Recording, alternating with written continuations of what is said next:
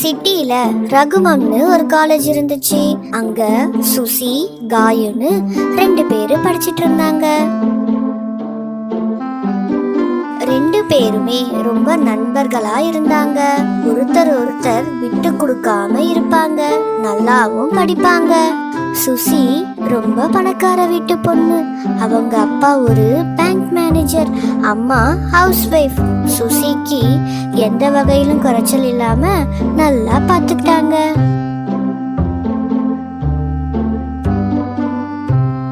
ஆனா காயு வீட்ல ரொம்ப கஷ்டம். அவங்க வீட்ல அம்மா மட்டும்தான்.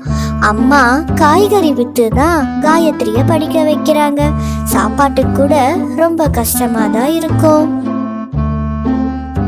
ஆனா ஏழை பணக்காரங்கன்னு பார்க்காம 2 பேரும் நல்ல ஃப்ரெண்ட்ஸா இருந்தாங்க. அப்போ ஒரு நாள் காலேஜ் முடிச்சிட்டு 2 பேரும் வீட்டுக்கு கிளம்பிட்டாங்க. அன்னைக்குன்னு பார்த்து நல்ல மழை பெய்யுது. காயு பஸ் ஸ்டாப்ல பஸ்ஸுக்காக காத்துட்டு இருந்தா. பஸ் வரவே இல்ல. அந்த நேரம் பார்த்து சுசி அங்க காரை எடுத்துட்டு வந்தா. ஏய் காயு, இங்க பாருடி. ஏய் காயு, தெரியுதா பாரு காயு. காயுவும் கார்ல ஏறிட்டா. இங்க பாரு காயு, மழை வேற நல்லா பெய்யுது. நீ அதனால எங்க வீட்டுக்கு வந்துடு. மழை விட்டதும் நான் எங்க டிரைவர் கிட்ட சொல்லி உன்னை வீட்டுல விட்டுற சொல்றேன், ஓகேவா? ஹே வேணாம்ப்பா, உங்க வீட்டுல ஏதாவது சொல்ல போறாங்க. என்னை எங்கன்னா பஸ் மட்டும் ஏத்தி விட்டுடு, நான் வீட்டுக்கு போயிடுவேன். காயு, நான் சொல்றத கேப்பியா மாட்டியா? எங்க வீட்டுல எங்க அம்மாலாம் ஒன்னும் சொல்ல மாட்டாங்க. வா, எங்க வீட்டுக்கே போலாம். 2 பேரும் கிளம்பி சுசி வீட்டுக்கே போயிட்டாங்க. காயு சுசி வீட்டை பார்த்ததும் ஷாக் ஆனா. அப்பாடா, எவ்வளவு பெரிய வீடு, படத்துல வர மாதிரியே இருக்கு. வாவ், எவ்வளவு பெருசு.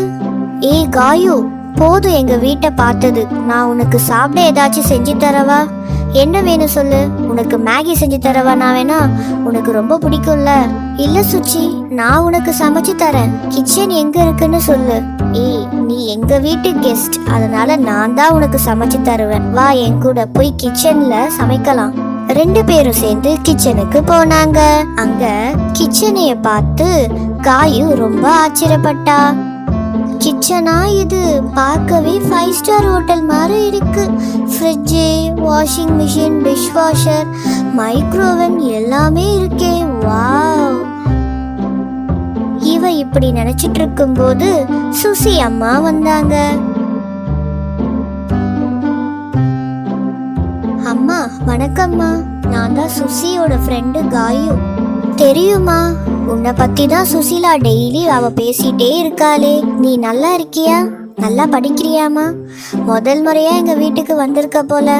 ஆமா ஆண்டி, இதான் ஃபர்ஸ்ட் டைம் உங்க வீட்டுக்கு நான் வரேன். உங்க வீடு பார்க்க ரொம்ப சூப்பரா இருக்கு. பார்க்கவே மூவில பாக்குற மாதிரியே இருக்கு. சரி சரி, நீங்க 2 பேரும் போய் ரூம்ல பேசிட்டு இருங்க. நான் உங்களுக்கு சமைச்சு எடுத்துட்டு வரேன், போங்க.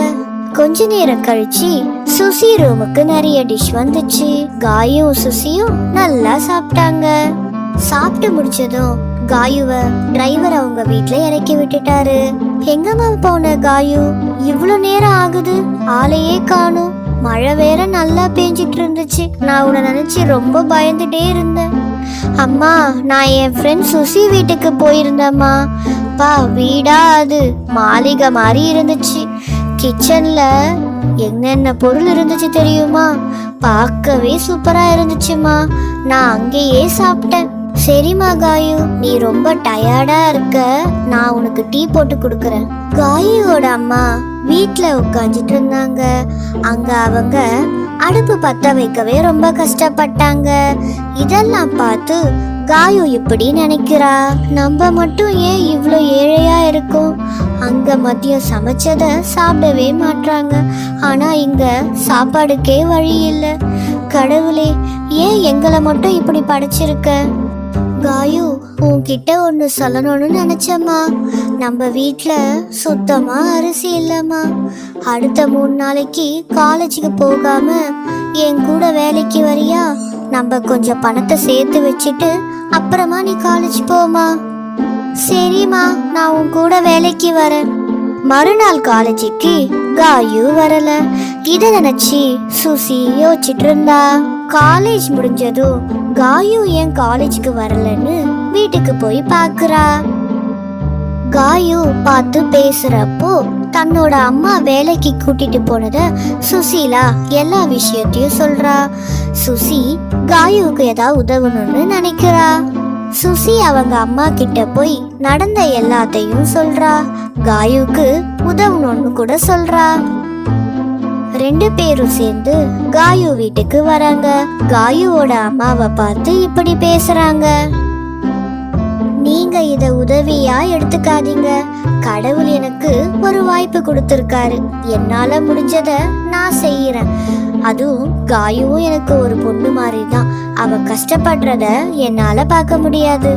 இப்படி பேசினதும் வேற வழி இல்லாம காயுவோட அம்மா அந்த பணத்தை வாங்கிட்டாங்க.